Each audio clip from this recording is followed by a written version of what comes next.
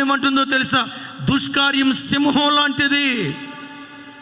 సింహం నోట్లో పెడితే వాడిని చంపకుండా వదిలిపెడుతుందా? వాడి రక్తం పీల్చకుండా వదిలిపెడుతుందా?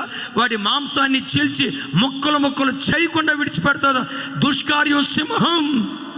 యవన బిడ్డలారా జాగ్రత్త, యవన చెల్లిలారా జాగ్రత్త, దుష్కార్యం సింహం లాంటిది. త్రాగుడు దుష్కార్యం సింహం లాంటిది. అక్రమ సంబంధాలు దుష్కార్యం సింహం లాంటిది. బెట్టింగ్ దుష్కార్యం సింహం లాంటిది. పేకాట దుష్కార్యం సింహం లాంటిది. దేవుని వాక్యానికి భిన్నంగా ప్రవర్తించే ప్రతి నడక దుష్కార్యం సింహం లాంటిది. దుష్కార్యం చేతిలో పడ్డావా, సాక్షాత్తు సింహం చేతిలో పడ్డావు అన్న సంగతి గ్రహించు.